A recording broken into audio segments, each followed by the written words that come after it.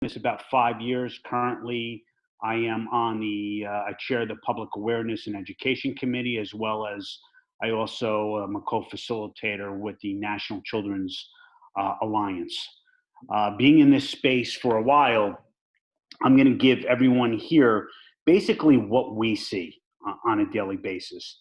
And if I can, I want everyone to remember one thing is that while you're going to have a lot of questions about technology and apps, it's the underlying behavior that is happening today. And if we look at today, we're looking at what's happening with COVID 19, everyone being home in a virtual world. So, what does that do to us psychologically? What does that do to us neurologically?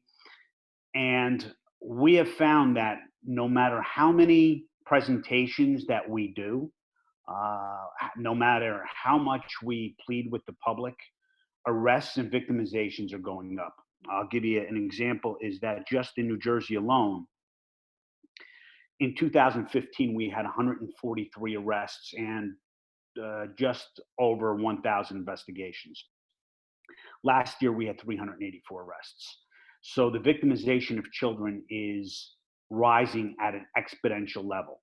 And part of that is because everyone is addicted to their devices. So we kind of look at it from a different perspective, just from a neurological and psychological perspective as well. And we're worried about our children being groomed. So for example, here's some statistics for you. So 64% of the teens surveyed admitted they did things online that they would not want their parents to know. These are statistics, but I believe they're higher. 1 in 5 kids have been sexually solicited online. Again, it's now higher. And a lot of that has to do with self-production, which has increased, and I'll talk about that in a little bit. And these children are the children that later on will be trafficked at some point, because a goal for predators is basically to get that individual out of the residence. I'm going to start with screen time. So, what is your average screen time? If you have an iOS device or you have, let's say, a Samsung or an Android device, you could tell how much screen time you have. Well, one of the difficulties and challenges is screen time has become our new norm. We don't watch TV. Well, we watch Netflix, right? We binge watch every episode, and probably all of us here on this call have probably binge watched all kinds of episodes.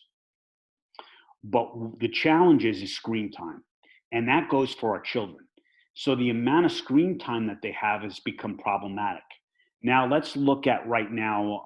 I'm going to just tailor it a little bit to what's going on right now with COVID 19 and children being home. There's no structure, there's no parks, there's no ability for children to actually go out and do the things that they normally have. So now they're even more screen time. So, screen time is one of the biggest challenges. How much time does your children spend on a device? So, when it comes down to the internet is basically I have a slide up here for the individuals that are on a phone call. But basically, the internet, the way it works is it's like that little iceberg. What's on top is really all your Google, your social media apps, and then the internet.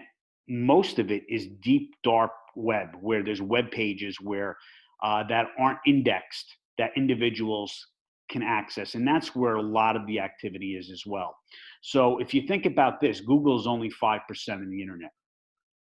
And depending upon the sophistication of your criminal or your trafficker, uh, whether it's a virtual private network, a VPN, dark web where it's not indexed or anonymous, individuals will use whatever tools at their disposal in order to hide themselves.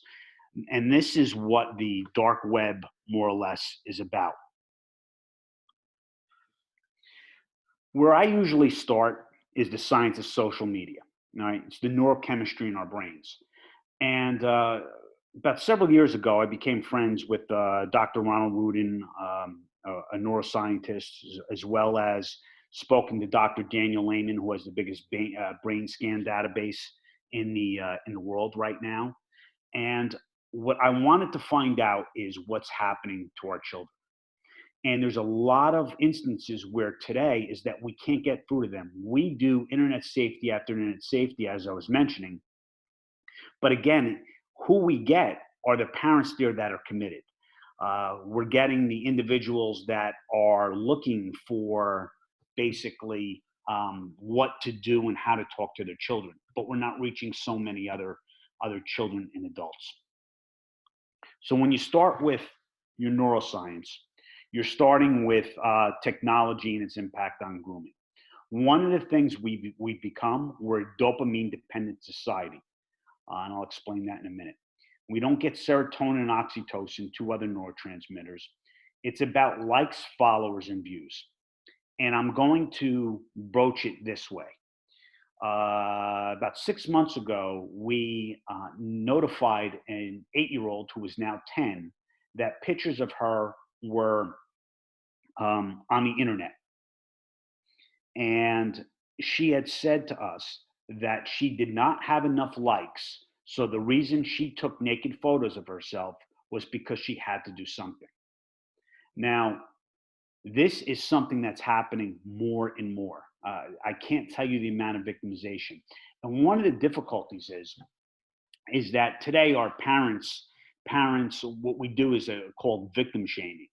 And right away, we find out that our children did something. And right away, we just start yelling at them. Why? How can you do this? Why did you do this? And there's reasons for why they did it. And part of it is because of their prefrontal cortex. So technology, what it does and its impact on behavior, right? It takes up mental space. It alters your perception of your options. In some cases, you believe you have no other options. And I'll use this as an example because it's happening right now. For the adults here that are on this presentation, whether you're on Instagram, whether you're on Facebook, or whatever social media platform you on as you're covering this, you're either in one and two camps. You're in the one camp that everyone needs to get back to work. You're the other camp that we're all going to die. Whatever perception that you have is it perceives what options that you do have. And we tend to stay to what we believe in. It reinforces your beliefs and it keeps serving you up the new thing. So think about us as adults. We have a difficult time as it is deciphering and dealing with what social media is giving us. It can trick you into thinking it's something it's more. It turns everyday actions into games. Because there's no essence of real life where you're behind a bedroom door or you are in a place where you're not dealing with that individual, your mind can't really, your mind believes you're safe. You believe that you're safe. I'm in my own home. I'm in my own bedroom. I'm taking my clothes off.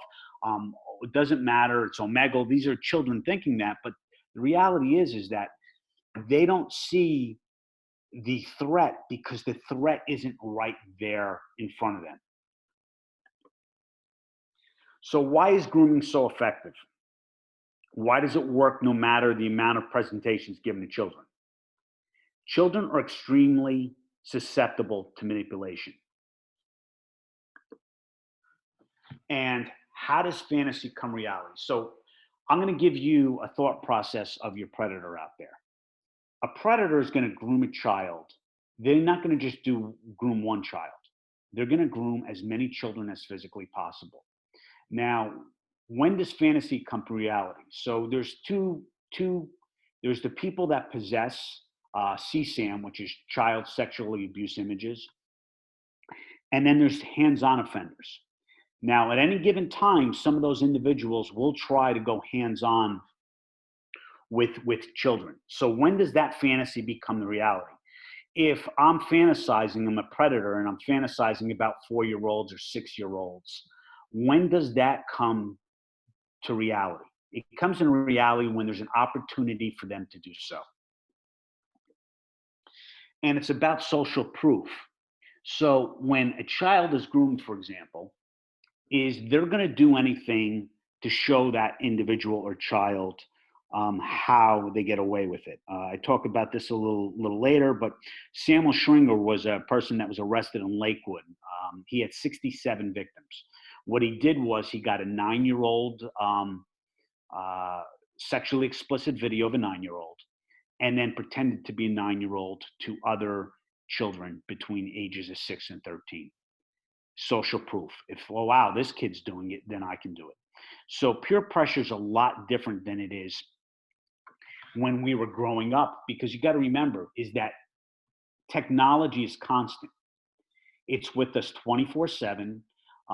We're addicted to it, especially children, and it comes down to the amount of screen time. So what I talked about before was dopamine. All right. So dopamine is a neurotransmitter, and we've become a dopamine dependent society. And we all of a sudden, 10 likes isn't enough. I need 100 likes. And let's face it, everyone here who posts something in social media, if you posted something and you didn't have any likes or you didn't have any followers, you feel bad. So now take that to a child or a 13 or 14-year-old whose sole purpose is basically to remain popular, but popular online. And that's why you have, for example, Instagram or TikTok, where you have the head crush skull challenge, where children were knocking themselves out, where they were jumping up until they could see, they can actually make themselves go unconscious. Or the TikTok cereal bowl, where children would eat cereal bowls, would actually eat out of another child's mouth and tape it. So those viral videos in that competition, it's all that need for attention. And yes, in the trafficking world, we look at, yes, symptoms where, or factors where, let's say, a child might be susceptible to victimization because they don't have a really good home life, or they're isolated and they don't have a structure. But the reality is, even in the most well-adjusted family with parents available and all the structures, children still are susceptible. So when it comes to this in the online grooming and the ability of these individuals to go after children is significant. So we start with dopamine, right? It creates a loop of wanting dopamine and to make it in social media to get it. Now, Facebook, what Facebook did is their former president, I believe it was Sean Parker on Axios, stated that they knew what it would create. They talked about a dopamine hit. They knew about the validity loop. They knew how addictive it was when they created it. You can go to Steve Jobs. Steve Jobs wouldn't let his 14-year-old have an iPad rather. So why is that? Because of the neurotransmitters, you can't get enough. And what you're not getting is you're not going to get oxytocin and serotonin. So from a predator standpoint, so one of the things about sex releases dopamine. Even thinking about it, it's the anticipation. So, in other words, once rewards is learned, it becomes less about the rewards and more about the anticipation. And that's where what predators thrive on. So, just thinking about it, just the innuendos, they're getting that dopamine. And again, they are targeting children. Now, I'll talk about this in a little later, but there are groups. And I can tell you this, there's groups and rooms of 5,000 individuals where on the dark net, where they'll tell you that my interest is 4-year-olds, my interest is infants, my interest is 6 or 7-year-olds. So my goal here isn't to frighten everyone, but it's the hardcore reality. It's what we see on a daily basis, and it's to the point where we can't arrest our way out of this problem. That's why for everyone that's on this call, it takes a village. It takes really everyone here and to spread the word and to get into that input of what's happening today, because it's a real challenging time. So what we're not getting is oxytocin. So oxytocin is a powerful hormone, and these are hormones and neurotransmitters that you can get when you have face-to-face contact. You know, what you're missing is oxytocin and serotonin, especially because we're all isolated. So we're more dopamine dependent. It's a hormone that underlies trust. And that oxytocin under trust is these are neurotransmitters. These are the chemicals that move in our brain. And it's that anticipation and the lack thereof that impacts us. So social media actually inhibits the flow of oxytocin. The more time a person spends online, the less time they have for real world interactions. And social media creates feelings of being excluded when you see photos of friends having fun at an event you're not invited to. So it goes isolation, right? So one of the troubling signs is a child that's isolated that can be victimized.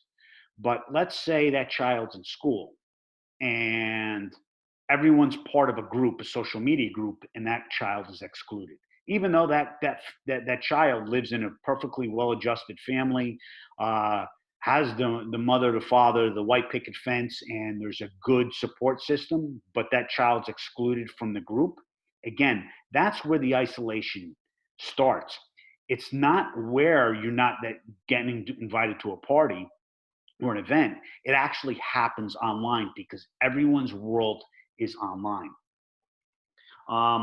It exposes you to a highly idealized representation of peers' lives on social media. And it's distorted belief because I could tell you this is that if you, no one posts things of them being upset, generally speaking. Don't get me wrong, people on social media definitely complain, but for the most part, they're not taking a picture of themselves, not showered and haven't shaved and looking despondent. They're taking a picture of them smiling, at a palm tree, at a pool, and say, "Look at me." So, teen sociality is particularly about the effect and response to emotional signaling. It's the frantic need to belong. All these are factors, and this is why groomers and predators have been so successful. The trafficking aspect of what is happening has changed because the internet and social media has changed. So therefore, the way they go about it has changed. It's even changed since Backpage, where there were ads. Now the access to all these apps have made children available in every platform. It produces teen vulnerability to peer pressure and emotion, and pressure is typically device training. Okay, the Facebook version of you and the realistic version of you. And that's the reality. So it's hard to compete with the self projected image that you're trying to put out. That is what is happening with children today. And it doesn't start now where it's 13 or 14. This is 6, 7, 8, or 9. Everyone is worried because, the first thing that I see parents do is give a child the phone. If you look at VTech and even some of the child toys out there, they're all about pushing buttons and about swiping. The first thing we do is give our children iPads and social media. So they're very averse to that world, and it's what they see. And that's what's already triggered. So social media impacts us. Now, everything has moved to a mobile platform. We used to say years ago is that put the computer in the room and then let's watch children on the computer. But now it's in their lap. Most specific networks have a mobile specific app. Uh, the traditional aren't working. It's teens are ahead of this curve, and every teen has a phone. You know, I was at Interpol last year, and I was talking to some individuals from India, and I asked them. I said, "Well, do you have uh, children with a lot of devices there?" And they told me that basically they might not have a house, they might not have food, but they'll have a brand new iPhone. So let that sink in. So the way we go about protecting our children is we give these children these devices, and that's what they care about. All about the mobile aspect of things. So it's about really, if you go to like my son's in Boy Scouts, And invariably, you'll see one person pick up a phone and eight people around the phone. And generally, it's a video of something. Um, Even with parental controls, you can't control because every single person, that's how they communicate. If you look at this picture, and this is actually a video, I'm not going to play it, but this was at the Arizona Diamondbacks game. As you could see, all the phones out. That's how they socialize. Everything is a picture. You can sit right next to each other. It's no communication. It's no eye to eye contact.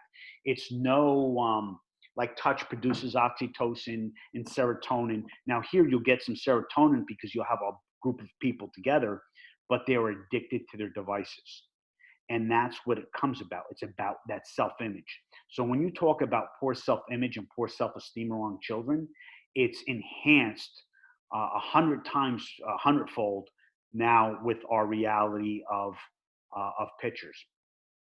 We have individuals that'll take 1,000 pictures and they want to post the most perfect picture because it's all about that look. So it's that attention which makes predators to allow them to be gone after. So I got two slides up here. I got two pictures. I got one, just some apps: Whisper, Scout, Grinder, Omegle, Tinder. Musically is not now is TikTok. They've changed. Live Me, Chat Avenue, Pal Talk. These are all apps that your kids are on.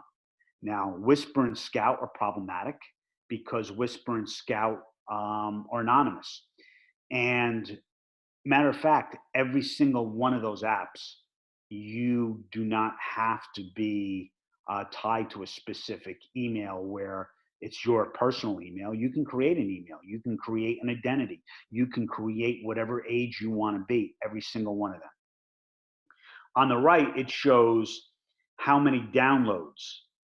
For example, TikTok is already at 10 million downloads just for iOS devices, iOS and Google Play, Snapchat, Amazon. All these apps are designed specifically, they're geared for kids and marketing to use them. I could tell you the apps on the left. We've arrested people on Whisper, Scout, Grinder, Omegle, Tinder, TikTok, Wishbone, Kick, Paltalk, Discord, Fortnite, Minecraft. Every single one of these apps, we've arrested an individual where they were attempting to exploit children. Every single one of them.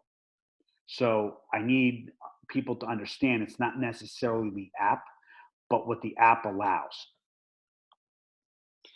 Apps are anonymous.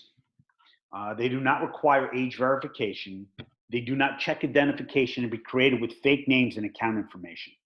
So Facebook, for example, is going to end-to-end encryption. And what that means is that if you're on Messenger and I'm a predator and I ask a 10-year-old to send me naked photos and have conversations how, hey, I want you to come outside and come meet me, and that 10-year-old does, well, guess what? Law enforcement will not get that communication anymore. As of right now, if there was a communication back and forth through that, we would find that out through the National Center for Missing and Exploited Children, and we would get a cyber tip from that. Right now, we won't get that once they go to end-to-end encryption. So I need everyone here to let that sink in as well, is that these providers and these apps, it's all about business. So what they're going to do is they're going to protect their privacy, but what they inhibit is the ability from law enforcement to get legal process to protect our children. And when you can create any person can create a fake app or a fake name, fake email address, it's problematic because that's unless we get the child's phone or the suspect's phone, we're not going to get those communications. And that's part of the challenge with children being victimized. And as far as that's concerned, is we don't get any information from Apple or iOS devices. So the problem is really extensive, and the challenge is extensive, is because there's that many people victimize children. So again, I'm going to put some apps back up there. TikTok, very popular. Twitter, not so much.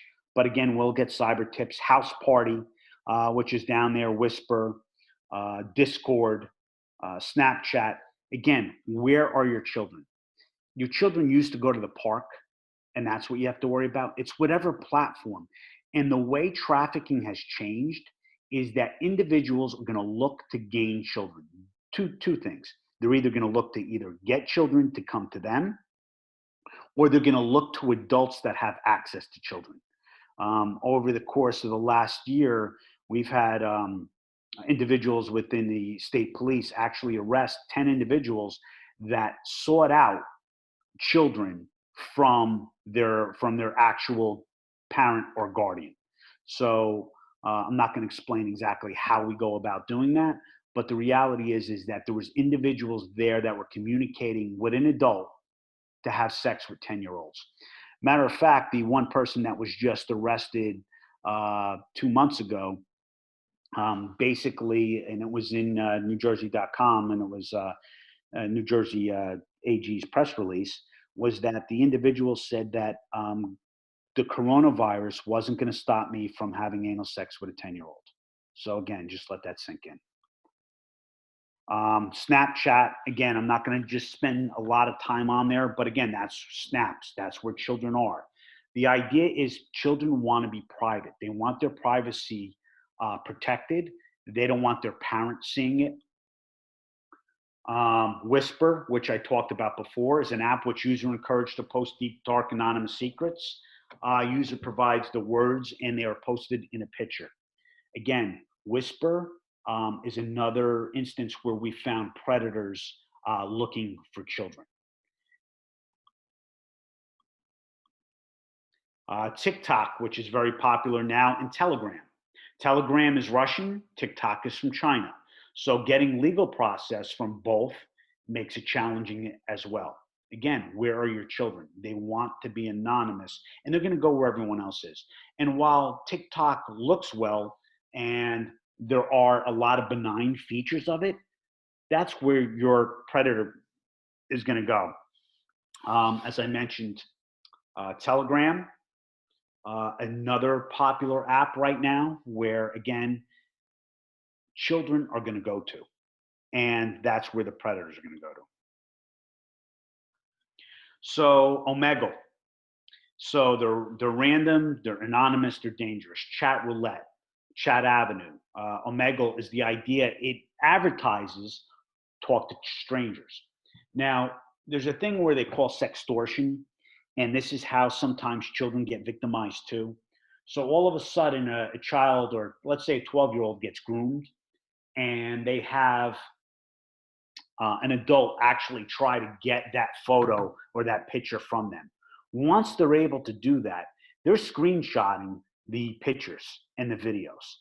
And where the victim doesn't realize that's being screenshotted, now the predator gets that individual now to let them know about them. Now they send a picture of this, of the picture that they already have, and they ask for more. Then they ask to meet them, because the idea and the embarrassment or that they've been victimized is out there. Chats, everything is chats. I don't know today who has real conversations anymore, right? We might have some video conversations, but everything is chats. So, and everything has a chat function, whether it's Messenger, whether it's Roblox, whether it's Fortnite, whether it's Microsoft, your Xbox, group chat. Again, because of the absence of technology, everything is chat orientated. So again, one of the issues with chats is, and I don't know if I have it here in the next couple slides, but what groomers do and what individuals do is they tend to match and mirror. So if I write sensory language in my chats and I'm a predator, I'm going to match those same exact words and style. Reason for that, the brain actually looks at those chats and sees those chats back there and say, wow, this person is like me. So one of the things, and it's how people build rapport, it's that matching and mirroring, or to the actual matching of the actual words. What do kids like to hear? They like to hear reaffirm validity, to be validated.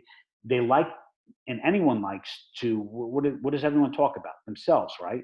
So when someone acknowledges when they're talking about themselves and talks in their world, especially if they haven't had it and they're not, let's say, jaded to the point where they are trusting, it's a great way for predators to jump in. So here's a screen. This is ChatStep. Again, ChatStep isn't as used as much as it was 6 months ago. And why I say, I mentioned a bunch of apps here, but keep in mind the apps will change, but the behavior is going to be consistent. Everything's going to change. There's going to be a new app where children are going to run to based upon popularity. And right now that's TikTok. But this is how a chat screen works. What's happening is these companies do not monitor content. So there's no monitors in the room. So if you're in a live room, let's say Kick or ChatStep, and you're sharing pictures and you're having conversation, you're not going to see that. So what a trafficker is going to do, or anyone who's going to exploit children, they're going to move them to a private room. That's where they'll show pictures of their genitals, or they'll get pictures of them, or they'll pretend to be a 13-year-old and show videos of them as a 13-year-old to get that 13-year-old then to send them videos as well. And this is what I had mentioned, text-free, Kick. The app's designed originally to allow people text without using phone company texts. So, and it's an underground environment and everything goes. This is why self-production has dramatically increased. So the biggest increase right now is between 8 and 9-year-olds. It's over 400% increase in self-production. Thousands of categorized photos. The reason why is because they are groomed.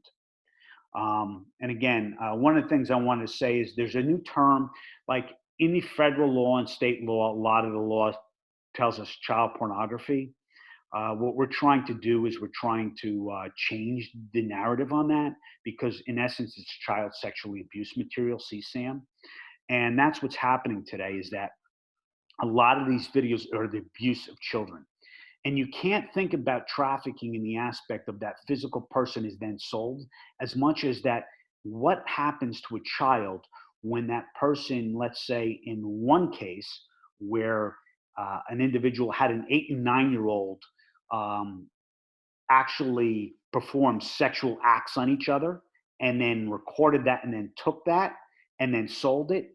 So the idea is now that video is out everywhere.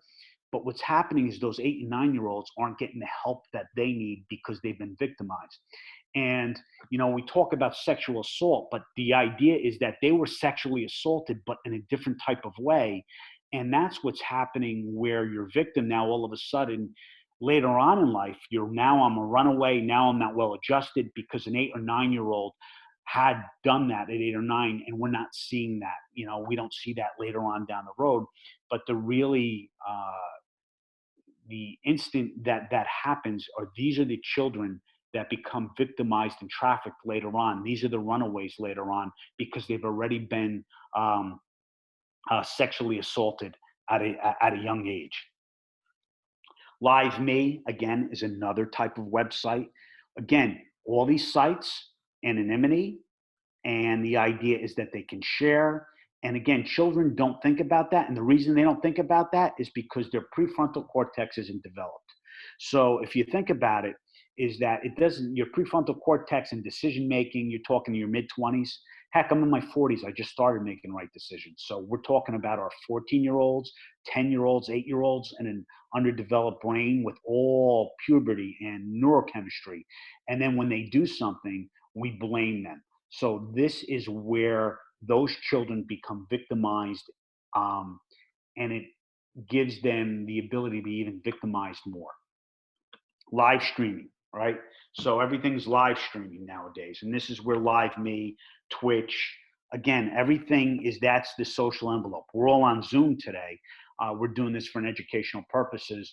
Yet we're having our now drinks via virtual and hanging out in this world. But children have been doing this.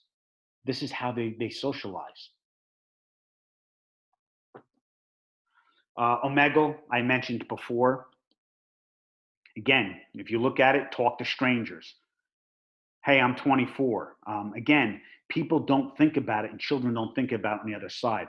But again, this is how children get victimized. And it's only a matter of time before fantasy moves reality, where that individual gets in the hands on.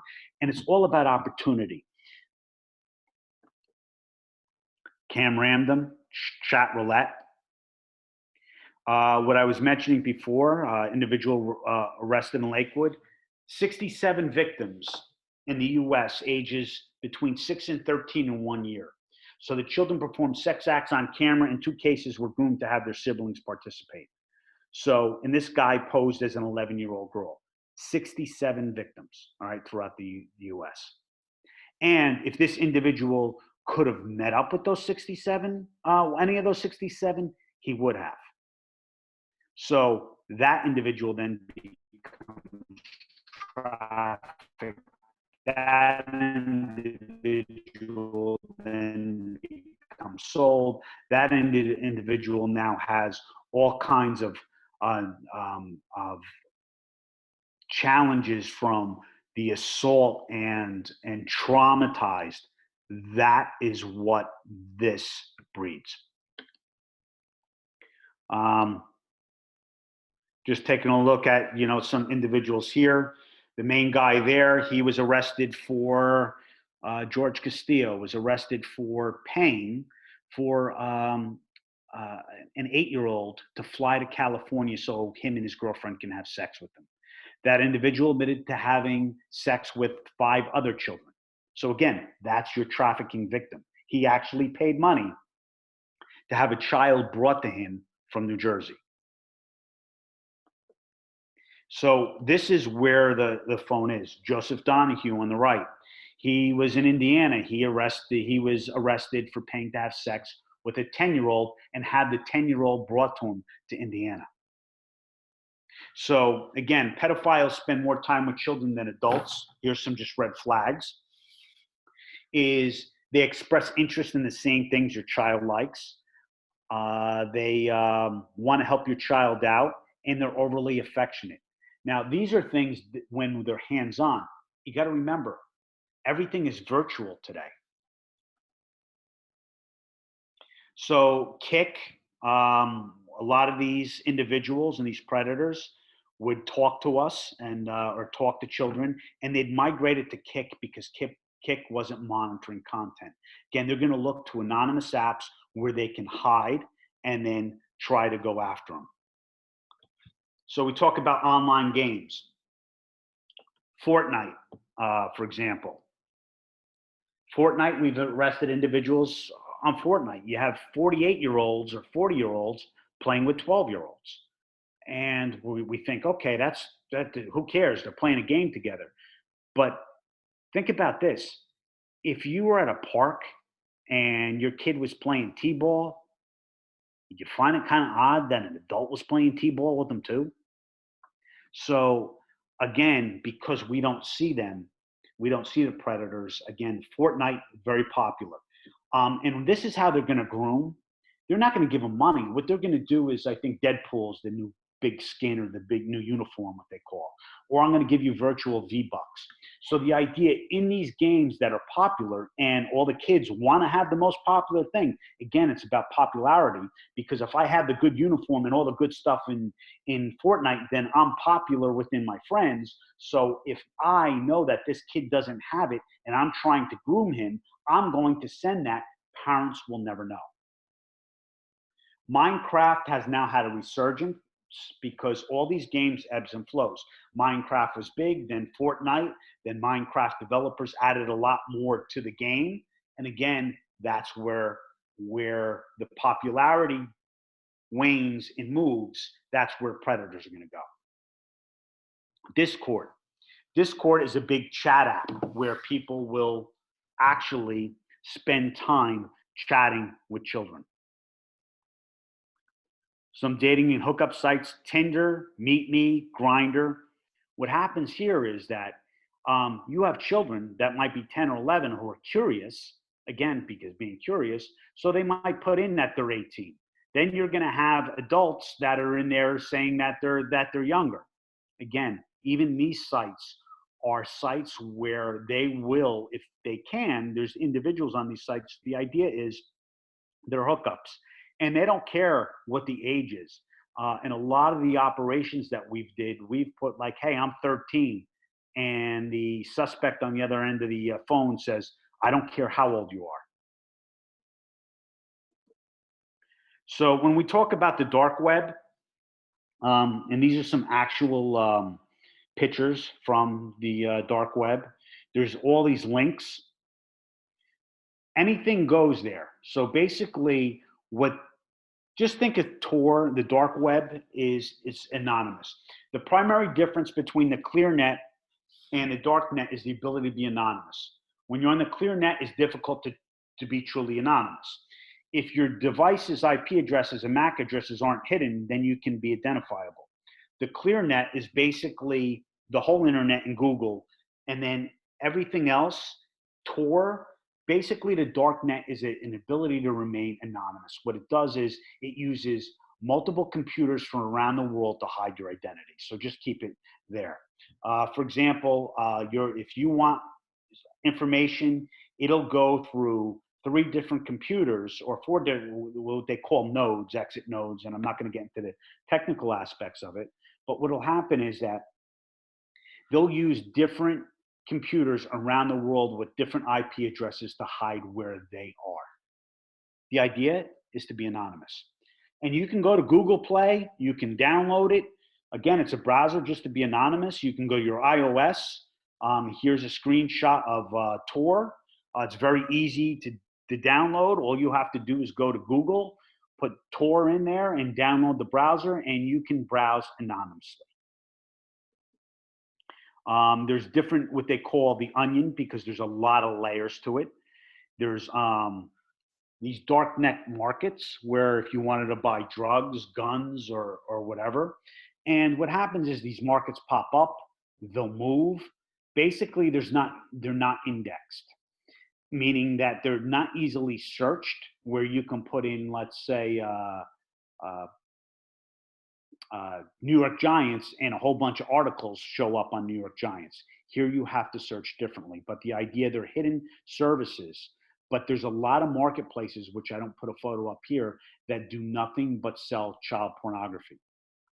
Now, a lot of the FBI and a lot of agencies, law enforcement agencies, have now begun to really locate some of these and take some of these down. They've gotten better at going after some of these hosting sites. But what they also have is these deep web chat rooms. So here's a screenshot of the pedo support community. Now there's Boys Town, there's Jade, there's a slew of different support communities.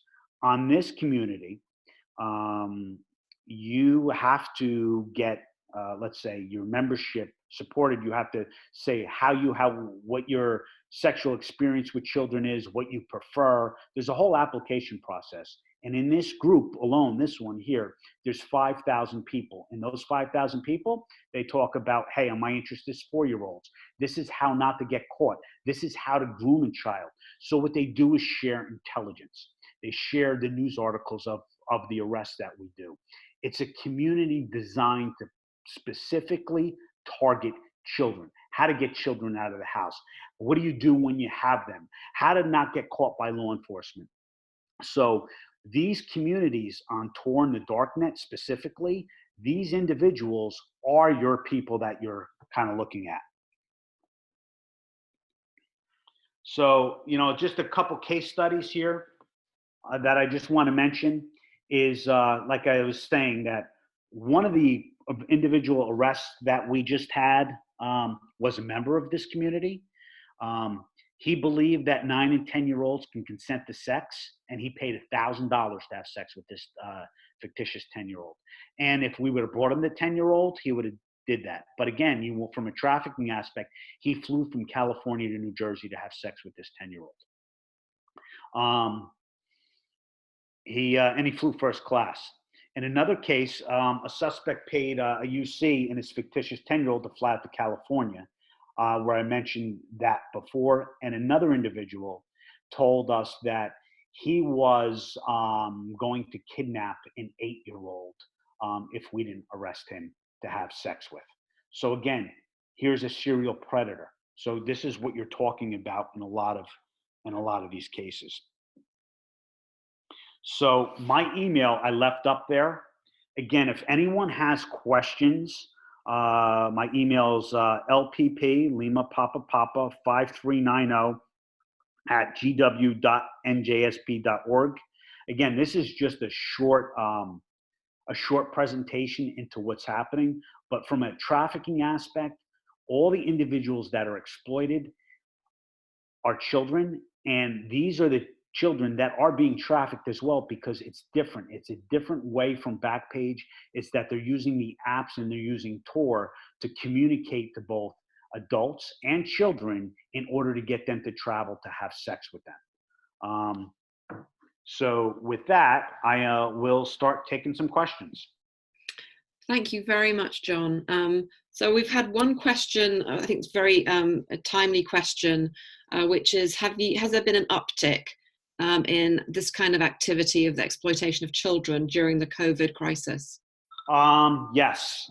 Basically, I'll give you an example. I think we're trying to triage them right now across the country. I think everyone's tips are up additionally another 50–60%. Wow. And another question we had is, I think somebody wanted to know a little bit more specifically what self-production was. Self-production is children using their own devices to take sexually explicit photos of them and then send it.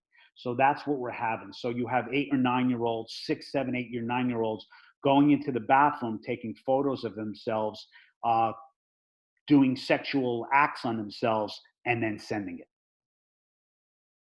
So that would be self-production. But what you're having is predators ask for those photos and for the children to do that, and the children are going ahead doing it. Now, psychologists will say, especially in the 6, 7, or 8-year-old, it's easier to do that because there's no shame aspect yet because it's prepubescent. Again, I'm not a psychologist or a medical doctor in that aspect. It makes sense, but again, there's a significant uptake. But again, most of it's because they're groomed. There's predators that'll spend an inordinate amount of time with children in order to do that. And a couple of other questions I think we've got time for. Following on from that, really, is if you know if there's any information on college-aged trafficked individuals. We don't focus too much on. We focus more on individuals, children less than you're talking high school, middle school. So we're not really focusing on the adult aspect of it. But again, anyone can be groomed, and having been in the cyber world, same thing. What a predator is going to do is they're going to, there's gaslighting, but they're going to match and mirror, and they're going to really spend the time grooming someone. What they're going to look at is they're going to kind of stalk the individual, and they're going to see what that person is missing in their life, and they're going to give that person what they're missing, and they're going to match it. And that's where individuals, because it's technology based, it's not real because you're not having interaction. It's over the phone. And children or adults, we automatically fall for it a lot sooner, and we're easier, more manipulated because it's not real. The brain, the way it sees things in a visual aspect. So you can't even determine subconsciously or consciously sometimes what's real and what's not. And it gets into the amygdala and one of the things in the way it processes pictures and trauma. But the answer to your question is that would be the same way today to victimize them. No different than getting let's say someone to travel, let's say to an airport where they can actually traffic that individual. Again, they were groomed. They're doing it based upon technology. Better world. Thank you so much, John.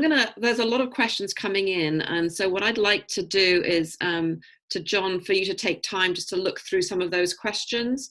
And I'd like to ask Jeff, if you would please join us and share your screen. Jeff Anthony is from the Middlesex County Centre for Empowerment. He is a health educator. And I think a lot of you, from what we can hear from these questions, is there's a lot of concern, and Jeff is here to sort of give you a bit of a guide to how to manage this. So over to you, Jeff. Thank you. So, we just heard a lot and lot of intense information. So before I even get started, I'm just going to be like, everyone, close your eyes for a second. Take a deep breath in. And exhale. Relax your jaw, relax your shoulders. Because it is a heavy subject, and I was reminded as we go through this. So again, my name is Jeff. I work at Middlesex County Department of Public Safety and Health, Center for Empowerment. The Center for Empowerment is the county's sexual violence program. There are 22 such programs in New Jersey, one in each county, and then one at Rutgers campuses. Both New Brunswick, Camden, and Newark each have a specific program. Want to also make sure I throw out there that just a reminder that the session is being recorded, and that I cannot guarantee confidentiality around that. That's important. So in my role, and I'll get into this in a quick second, we're confidential, because I saw someone post a question about mandated reporters, and I might touch back on that at the end of this if I remember. So the Center for Empowerment, we're a sexual violence program for Middlesex County. We support and empower survivors and their significant others, their non-offending loved ones, affected by sexual violence. And then we work to eliminate all forms of sexual violence through community awareness and education, which is my specific role. So important things to note on there. 24-hour hotline. This is for survivors of sexual violence and their non-offending loved ones. Also useful for professionals. So if someone discloses to you they experience sexual violence, you don't know what to do, because you're not required to report sexual violence in the state of New Jersey unless it's a minor. And everyone in the state of New Jersey who's an adult is a mandated reporter for child abuse of all kinds. We do counseling services in person for survivors and their non-offending loved ones age 13 and older. We have support groups. We have a male survivor group. We do holistic forms of therapy, including gardening and crocheting and music. We do client workshops on how to better manage self-care. And then I'm a prevention educator along with my colleague Jen, who is the coordinator for prevention education. And then we also train people to be confidential sexual violence advocates, which means they get to go with a survivor to get a forensic exam or to go to the police station to report, or through various parts of the legal process. At the center, our goal is to be accessible to everyone and support everyone the way they need to be supported. So we also have bilingual services, English and Spanish, and I specialize in prevention education around LGBT communities and individuals with disabilities. So just a reminder, as we go through this, we are going to be talking about some heavy stuff. Our hotline is currently available. It is, again, 24 hours a day, 7 days a week, available to process things. One of the things we have noticed is that there might be an uptick in people calling in to get support, not necessarily reporting on new crimes, but because of the trauma of isolation and all those things, a lot of those things are coming up. So we are noticing that. And what I'm going to be talking about is kind of human trafficking, what it is in a much broader spectrum, looking at the difference between risk reduction and harm reduction. How do we build open communication between parent and young person, or any adult and young person? How do we help answer questions? Because there's very intentional ways we can answer a question that has the most impact. Again, going back to our reality is now virtual and we are living online. Lieutenant Becerra mentioned those virtual happy hours. I mean, that's a thing. Also, how do we balance trust? Because we want to protect young people, but we also want to make sure that we're giving them the space to grow. And then I have a list of resources. Do you want to ask privately? And by privately, I just mean not in the chat box here. So that email is read by 6 other individuals. So it is just an offline way to reach us should you want to comment or ask for more information or resources. So specifically, human trafficking uses force, fraud, or coercion to obtain some type of labor or commercial sex act. Borders do not need to be crossed to be trafficked. I think John gave a lot of examples of what that looks like. There's human trafficking is not just sex trafficking, but is also labor like agriculture and organ harvesting. So millions of adults and children are trafficked worldwide. It is like $150 billion global business. And really anyone, age, race, gender, nationality, ability can be victimized and trafficked. So we talked a lot about things that put people at risk. And thinking about this, we talked about, young people who are, if you look at thorn.org, they have a lot of resources and information that you can look at. It's like young people who are runaways may be more likely to traffic. Well, why did they run away? Because they were LGBTQ. Is being queer the risk factor, or is being in a non-supportive environment the risk factor? So we really need to look at much broader spectrum, kind of the things that are going around. And John mentioned that we're online. I can't hang out with my friends in the yard anymore, so I'm going to connect online. I'm feeling isolated. I might be a young queer person. I don't know that I have the language to talk about, my queerness. So I'm going to look for that online, and someone who sees that I'm looking for that attention is going to give it to me. And that could be someone who's genuine, or that's someone who is malicious. And those are the vulnerabilities that are created. So like places of war and political instability, that might lend itself more to labor trafficking because someone wants to get out of there, but they don't have the money. And so it's a job. If you do this thing for me, I'll pay for it. Because there's a difference between human smuggling, which for all intents and purposes is an act of benevolence. Like I'm trying to get you to safety in another place. Trafficking takes that opportunity for someone to be safe and then manipulates it and says, if you do this sexual act for me, or if you make this money however you can, then I'll do this thing for you. It's that power and control dynamic. So, we worry about who is targeted. Generally speaking, looking at the whole population, specifically women, young people are targeted more, LGBTQ youth are targeted more, individuals with intellectual and developmental disabilities are targeted more. I was looking at thorn.org earlier.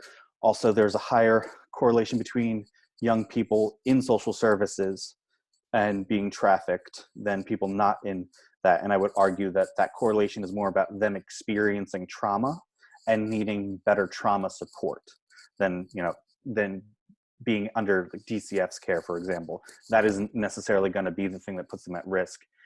It's that they have a now codified trauma in their life. It's something that has been institutionalized, but part of a system. Being part of a system can be traumatizing. So, looking at risk reduction and harm reduction. So when my colleague Jen and I go out into the community, and specifically when Jen goes into schools in the Middlesex County area, and we're talking to young people, usually high school age or middle school age, the goal is to prevent the perpetration of violence. So we do programming around them to help them understand, when you see this media ad or you watch that movie or you see those things, how can we critically assess them so that you don't perpetrate unhealthy behaviors that exist? So risk reduction focuses on the individual and puts a lot of pressure on them. That's that victim blaming thing that kind of happens. And it's an abstinence only model. It says, don't do that behavior.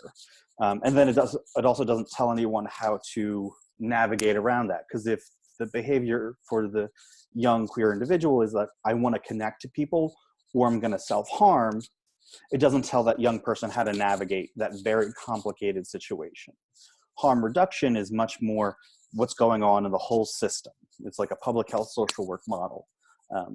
And it validates the experience of the individual. Like, I get it, you're alone and you want to connect to someone. How can I help you do that? Because sometimes there's things beyond their control.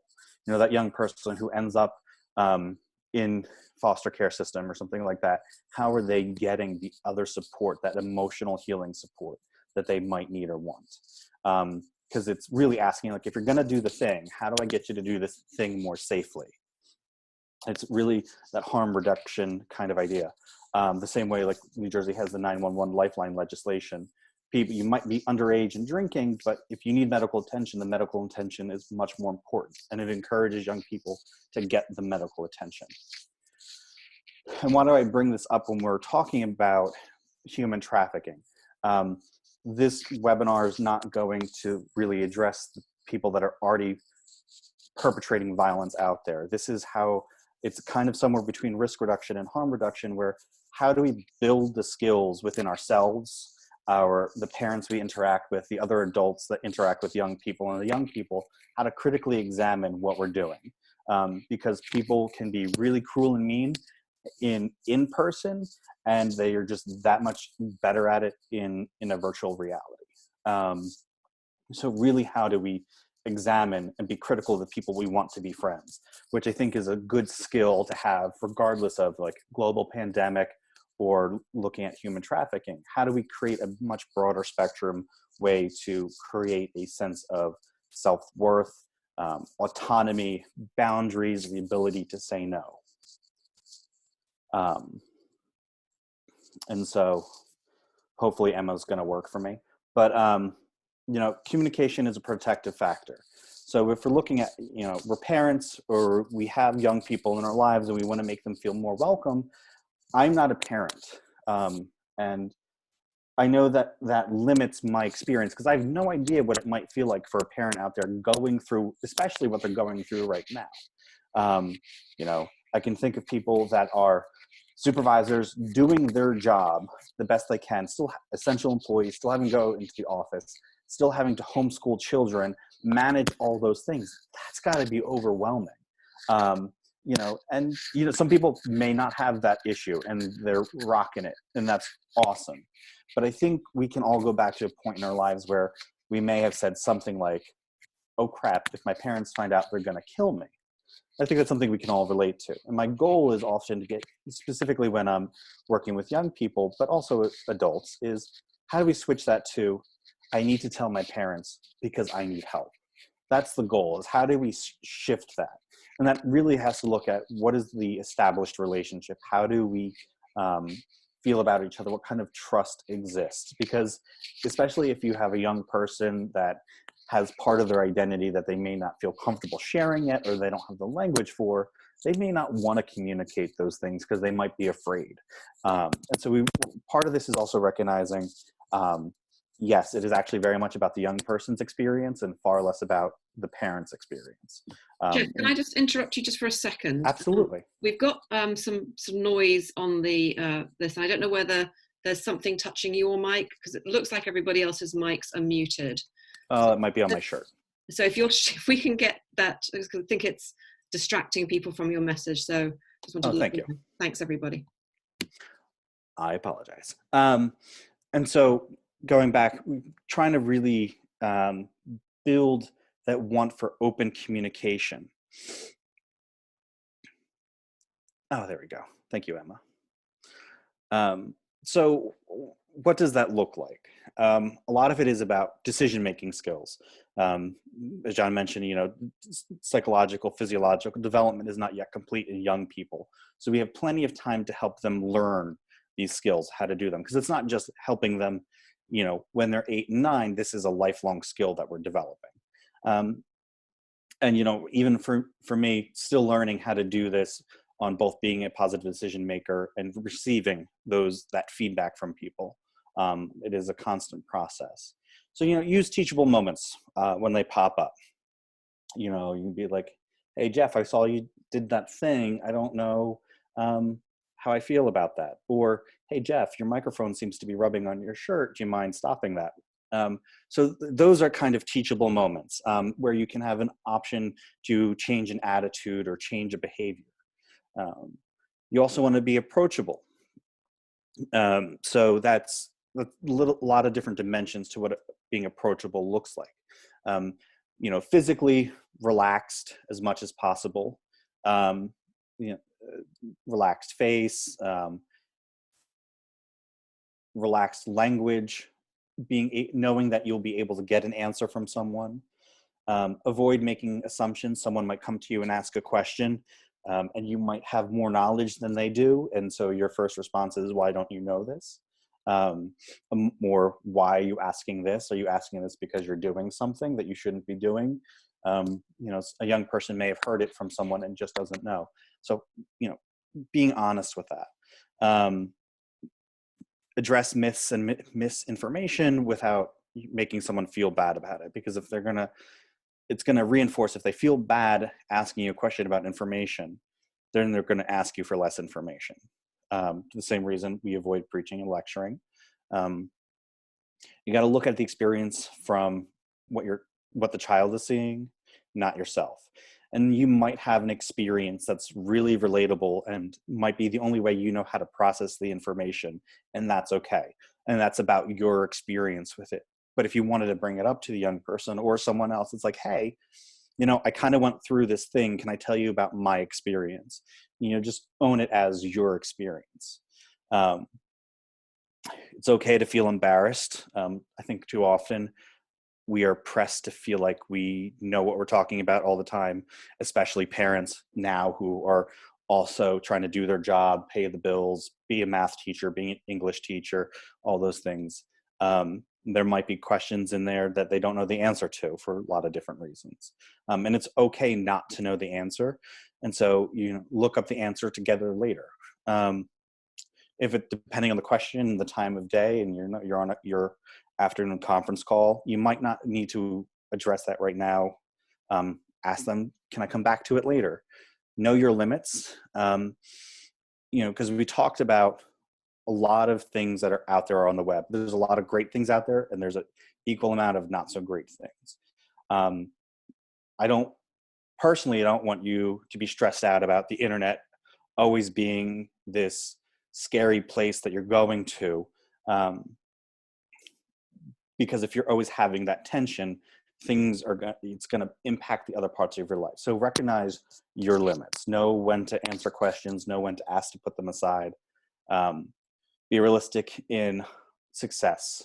Be patient, because learning is a lifelong process, and apologize if and when you need to. The apology validates the other person's experience and says that you were seeing it and genuinely expresses that I did not mean to do harm and I am sorry. And that helps keep open communication. And young people, they like to ask questions. So I've heard and so I've experienced. And just to validate that the questions that may be asked are very normal to be asked. Young people in middle school or elementary school may be asking questions about genitalia. There might be, someone has an older sibling, they talk to each other, and those questions might come back to you. That's okay. Shaming the question might end up being harmful. As I mentioned earlier, they may not want to come ask you questions anymore. Make sure you understand what is being asked, because the person may be using a word that they don't know what that word is. And so, just answering that in an honest way. Answer the question being asked. Giving too much information can lead to a lot more whys. Use language that both of you understand. So complex things can be really difficult to process, although, when it comes to body parts, using the anatomically correct information helps give and develop a sense of awareness, and says that those things aren't shameful, because if your child is afraid to say that someone wanted to see my penis or someone wanted to see my vulva, and they know that they're not supposed to say those words, they're not going to say those words. So normalizing that conversation, it also brings up the seriousness of it. You might respond differently. Someone saying, this person online wanted to see my penis or versus this person wanted to see my pee-pee, you might respond the same way, you may not, but there's just a much more intentionality in using the correct language. If you need to look up an answer, do it together, because teaching a young person how to look up stuff online is very helpful, because then it gives them skills on how to use the internet. Because as Jen was mentioning, this is the way young people connect. This is part of their world. And so we can't stop it from happening, but we can help them be safer, but we have to teach them the skills of navigation. And, you know, you can talk about things like, you can give the explanation of what something is, like why people have sex, and then also explain your family, your cultural, religious values around why you all wait to have sex, and this is what you do, and all those things, because that helps people understand. Because if you hide information and they learn something that contradicts you at some point, that's going to be really complicated to process for a young person, or even teenagers, someone older.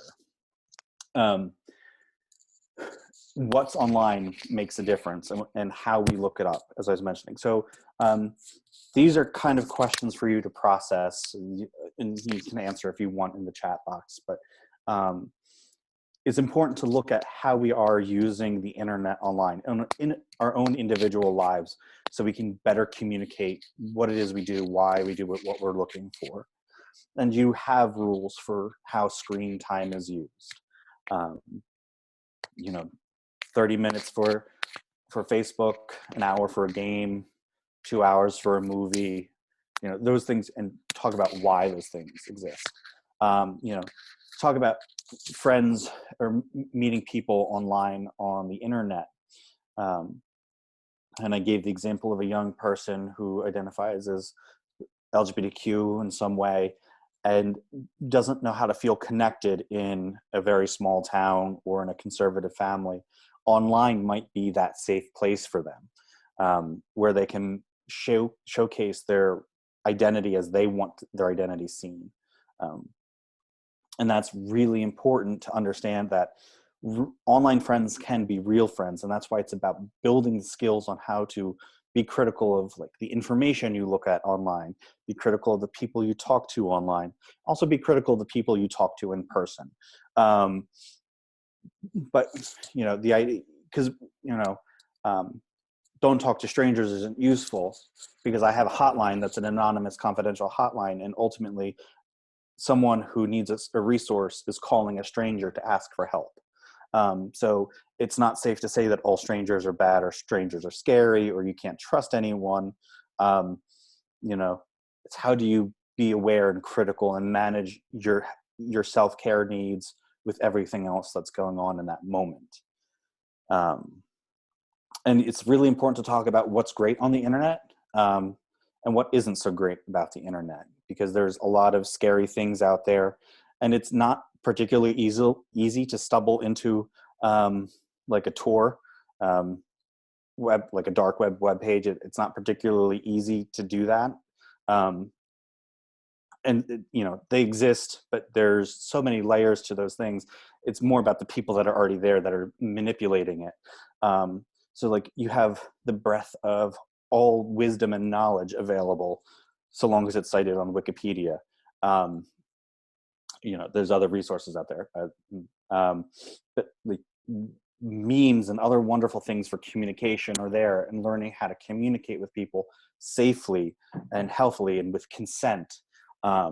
Those things are skills that are not just for in person, but for in online virtual things. Like, virtual bullying is a thing because the screen creates this sense of protection, and it anonymizes and you know, disembodies the other person. Suddenly they're just a computer entity and they can't be hurt. So fostering those that sense of empathy and care for other people, even when they're in a digital form, helps create a sense of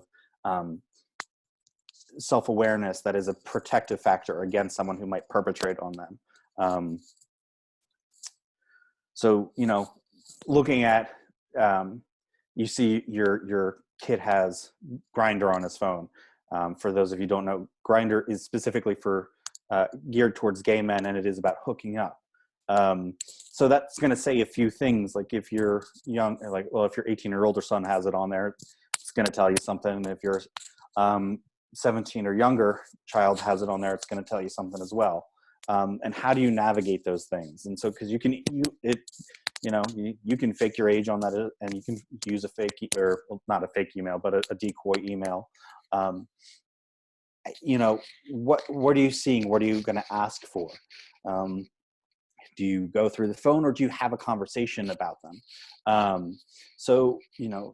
Or you're talking about why some personal family value is very important. Tension's going to be there. It is very important, to understand that tension is okay. Fighting can be okay, but it's how we communicate with each other, even with intensity or passion, but also acknowledge the affect that might happen, the emotional hurt that might happen. So talk to, as much as possible, how do we help talk to young people about the seriousness of it? Because remember that their lived experience, a 10-year-old has, give or take, a third of my lived experience at 34 years old. They only know how to process the world with their 10 years of information. So when I say something is scary, they may understand that I'm saying it's scary, but they don't have enough information to process what makes it scary. And at the bottom, you'll see the dignity of risk. It's a quote from disability community. The idea, young people with disabilities are often excluded from sex education in schools, specifically if they have an individualized education plan. And so they miss out on all sorts of, basic sex ed, reproductive anatomy. And then, depending on what disability you have and all sorts of things, people might tell you that you don't deserve to have a partner because of your disability.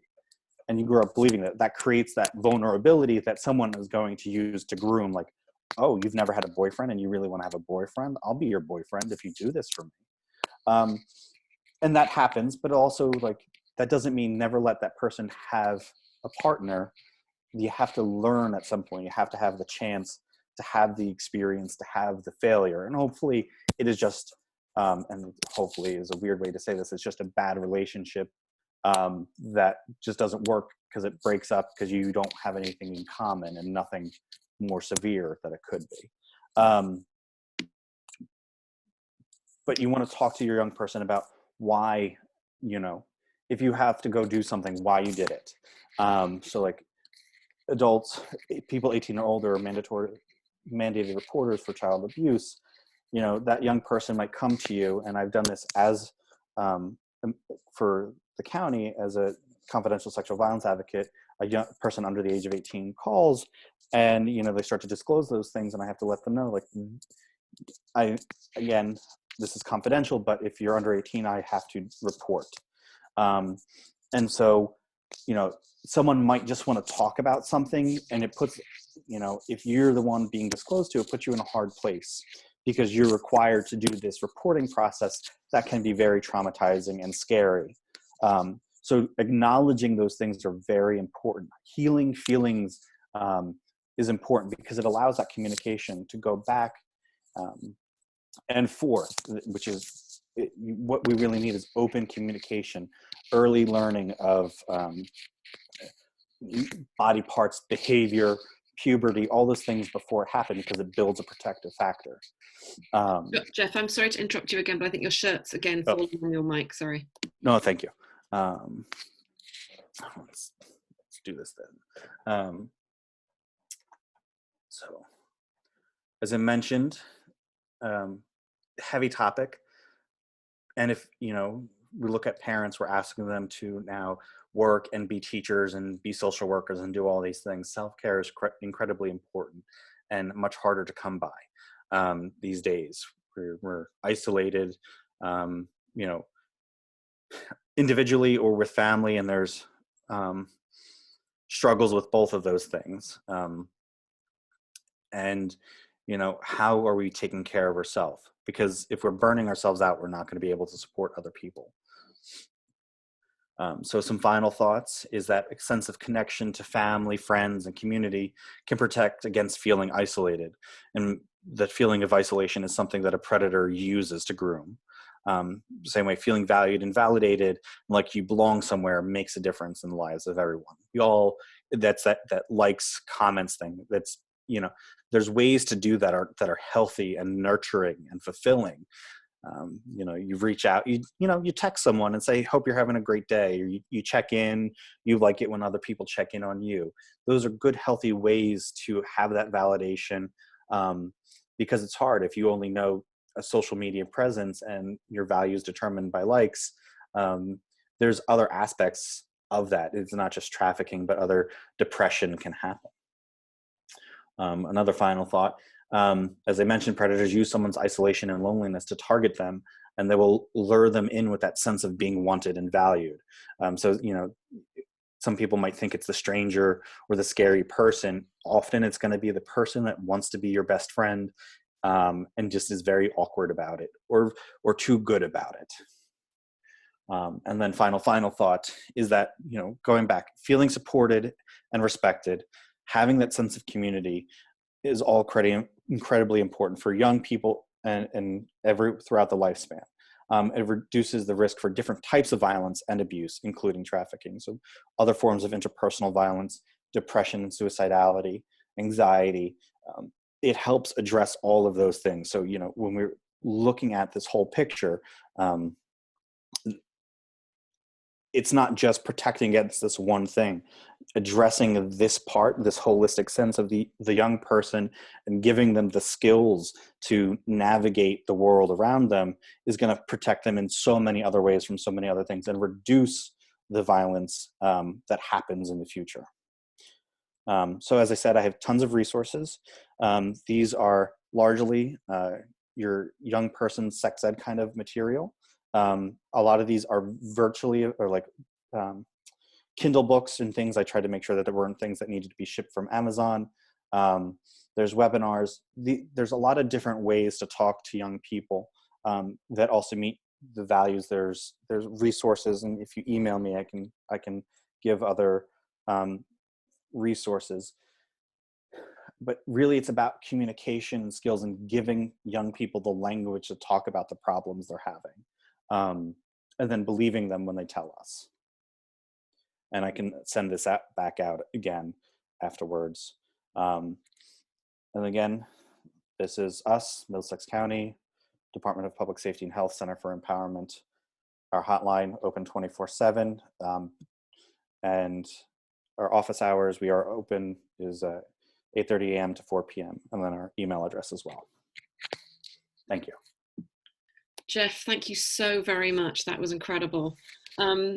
So some of the questions that have come in, I think one sort of might be really important right now. I wondered if you knew, Karina was asking if you knew of any studies that support whether if parents or caregivers are more connected to their kids, those kids are less likely to fall victim to human trafficking.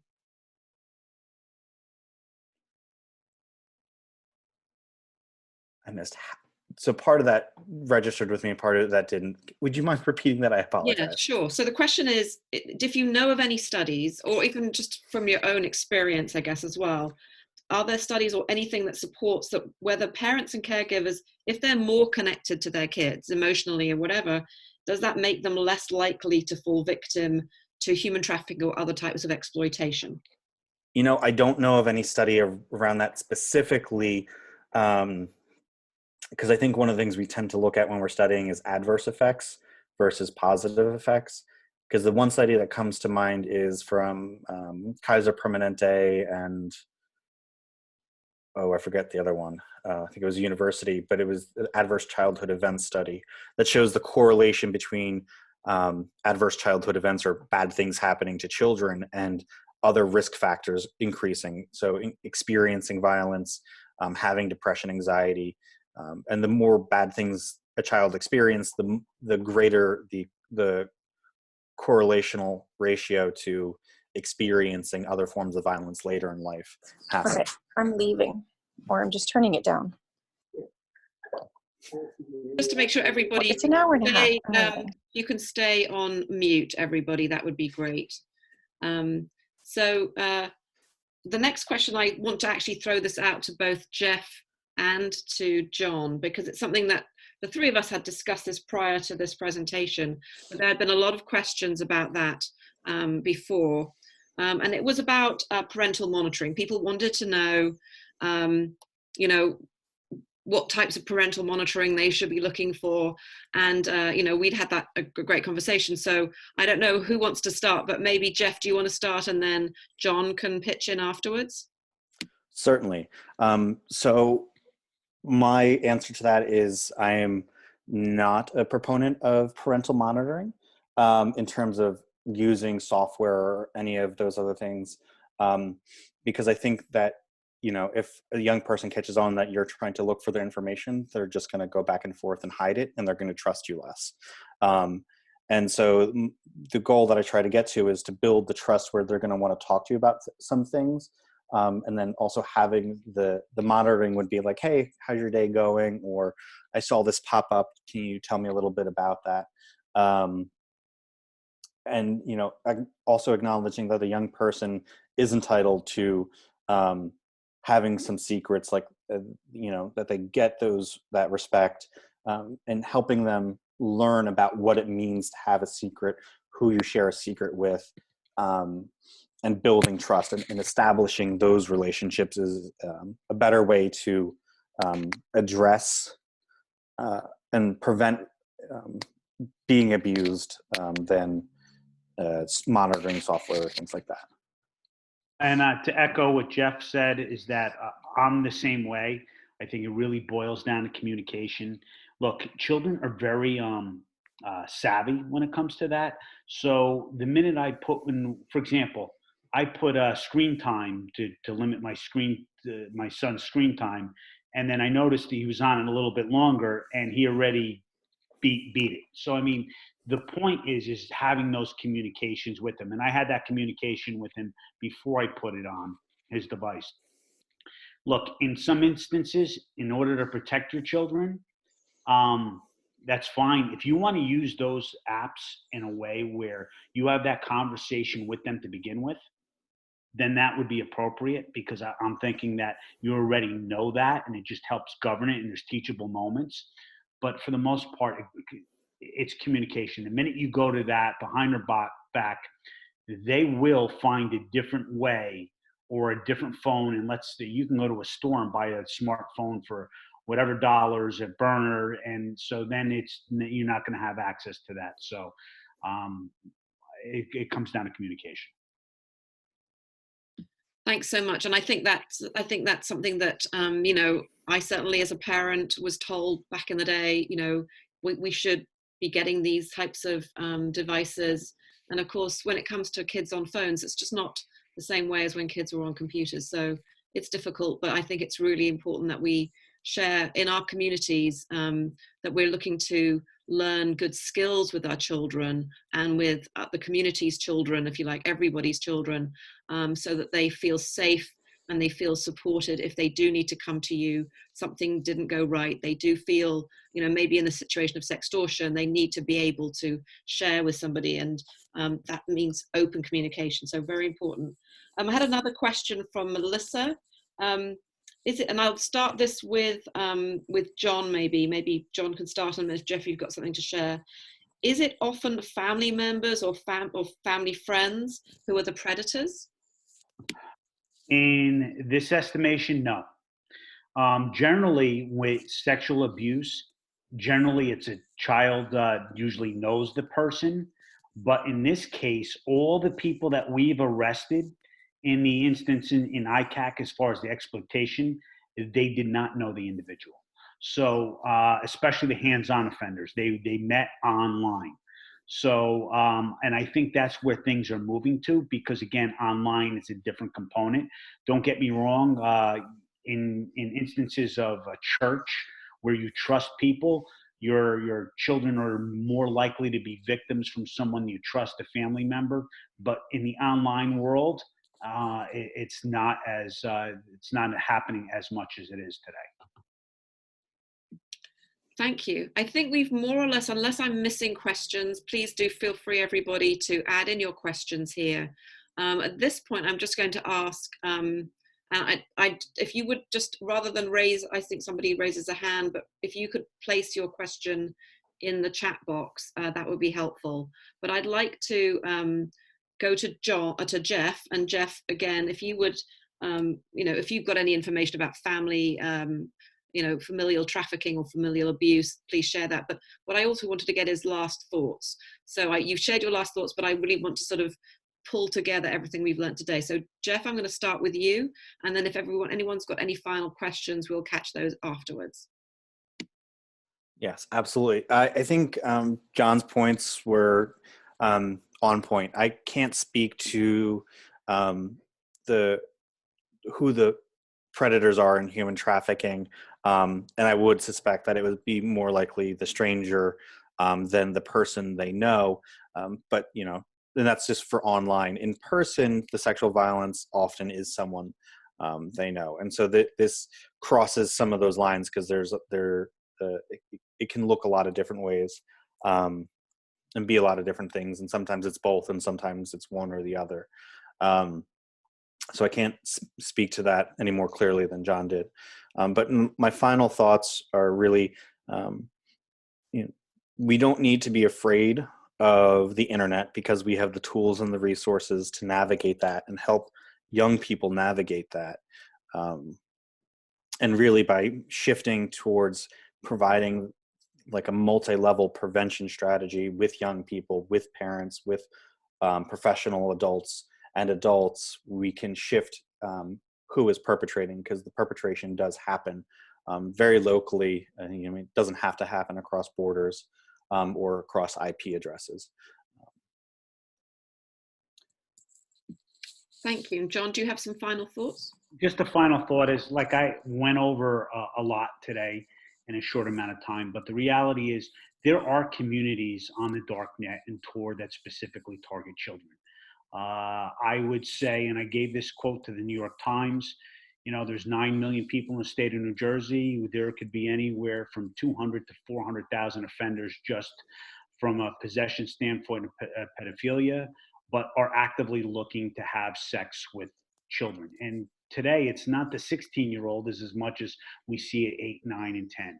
The reality is that apps and the way our society has completely changed. And I think we need collectively to change with that and notice that in order to mitigate it and help everyone in our community. And most of it's going to be done through everyone kind of banding together and being in the same boat. And John, you ended that brilliantly, because of course we asked at the very beginning for everybody to share their communities, where they are from. And so I hope now you will put in the chat box what you want to do for your community. So I'm going to share finally just a couple of resources that we've got. We've got a page that we've begun. Sorry, that's not the right page. Sorry, try again. But we want to make sure that you have, so we have a special page on our website. Still not letting me go there. So hang on a second. So if you go to www.njhumantrafficking, why aren't we, try one more time on this one. No. All right, it's www.njhumantrafficking.org/COVID-19, and on that page you've got some of the videos that Jeff mentioned, and links to videos that are age appropriate. We've got the warnings, but also the great advice. So what we're doing is trying to populate that page as much as we can, so that you've got a good, easy thing to share with your communities. But now please do share what you'll want to be doing. I love the fact that I see people are sharing with each other. Thank you to Paige for sharing that, the web address for the COVID page on the NewJerseyHumanTrafficking.org. But it's really great that you're all now sharing what you want to do. A lot of people, Jeff and John, have been asking if it's possible to have your slides. And I'm going to suggest at this point to take that on as needed. So if people are looking for the slides, I will in the meantime talk to John and Jeff, and you should request those one-on-one to info@njhumantrafficking.org, and then I will forward the request to John or Jeff for them to determine if they can share them. So that's great. Jessica asked, is anyone taking good notes? And we've got great news for you. Wonderfully, Sherry Trugman, who's one of our members of our operating council, has been taking notes and will be producing a one-pager from today. I think it will be quite difficult to do. Hopefully this recording went well, and we will be able to share that on YouTube. So I'm